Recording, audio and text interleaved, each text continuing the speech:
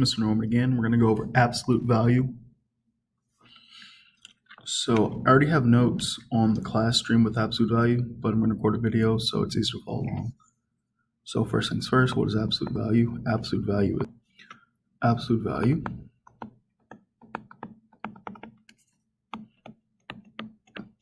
means two things. First thing is what absolute value does. It makes numbers non-negative. What do I mean by that? Here's the absolute value of 1. Let's try a number that's easier to see. Here's the absolute value of 2 equals 2. Here's the absolute value of negative 2. It equals positive 2. Here's the absolute value of 0 equals 0. That's a positive number. That's a positive number. 0 is not positive, but it's not negative either. It is. So this is not negative, not positive. So as we can see, when we take the absolute value of something, we get a non-negative number. The other thing absolute value is the distance from 0, 1, negative 2, 1, 2. So if we start at negative 2 and we go to 0, 1, 2, that's 2. If we start at 2 and we go to 0, it's 1, 2. Notice that these are the same number. That's their absolute value. Notice these numbers are positive. Distance can't be negative. If you wonder why, height is a distance. Can you be a negative 5 feet tall? Some people often ask after I say, can you be a negative 5 feet tall? They'll say, I can go backwards 5 feet. Or that if I'm going somewhere, if I'm facing forward, I can step 3 steps back. That's because direction can be negative. I can go backwards. Backwards is a direction. If I say I went negative 5 yards, the direction was negative. Distance is positive or 0. Distance can't be negative. Pause. So we're going to cover a couple of quick things. So if I have the absolute value of x, can the answer be 3? Yep, it's a positive number.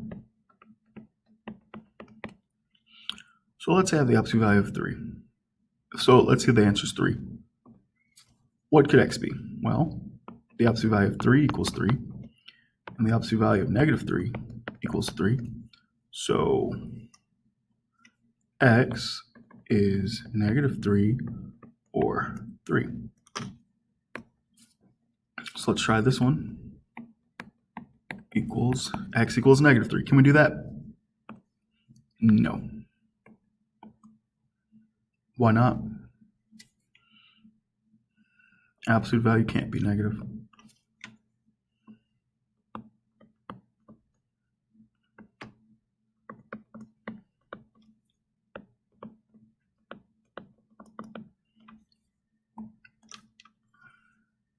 So what we put as an answer to this, the answer is no solution.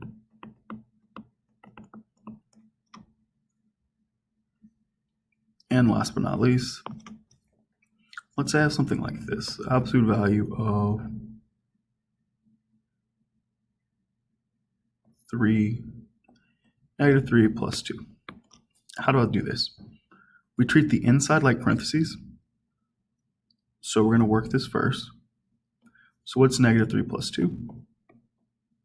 That equals negative 1. So we have the absolute value of negative 1. Now we're going to simplify by taking the absolute value. So the answer is 1. So what happens if we change this and we add a negative in front of here? We're still going to work the inside. The negative is still going to stay on the outside. Then at the very end, boom, our answer is negative 1. And one last situation. Let's try this. Absolute value of negative 27 over 9. We do the inside first.